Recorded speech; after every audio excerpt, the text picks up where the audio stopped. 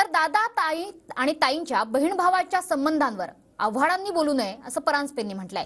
सर्व पित्रीला डोम कावळ्याची वाट पाहावी लागते, डोम कावळ्याला महत्व आहे। आव्हाडांनी अजित पवारांवर केलेल्या टीकेला आनंद परांजपेंनी हे प्रत्युत्तर दिलंय।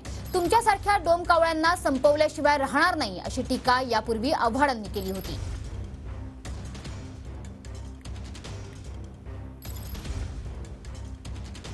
आता कुठे शांत झालाय?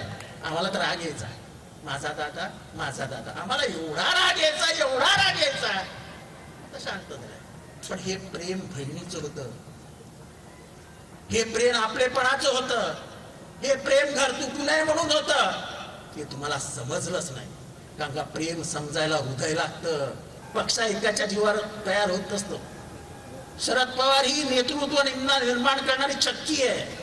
या महाराष्ट्रात अनेक शरद पवार त्यांनी जन्माला घातले, ते हळूहळू दिसायला लागतील आणि तुमच्यासारख्या डोम कावळ्यांना ते संपवल्याशिवाय राहणार नाही, एवढंच या ठिकाणी बोलतो। माननीय अजितदादा आणि सुप्रियाताई यांच्या राजकीय भूमिका जरी वेगळ्या असल्या तरी घरातील संबंधांवर, भावा बहिणीच्या संबंधांवर डॉक्टर जितेंद्र आव्हाड यांनी बोलू नये। कधीतरी त्यांना देखील प्रश्न विचारला जाईल की तुमच्या बहिणीचे संबंध कसे आहेत हे स्वतः पहिले तपासून घ्या, हे त्यांना देखील भविष्यात मग विचारलं जाऊ शकतं। डोमकावळ्याचं देखील आपलं एक अनन्य असं महत्त्व आहे। आपण सर्व पित्रेला ज्याला पिंडदान करतो त्यावेळेस सगळेच जण डोमकावळ्याची वाट बघत असतात, त्यामुळे फार त्यांनी कोणाला डोमकावळा, कोणाला गद्दार, कोणाला घरफोड्या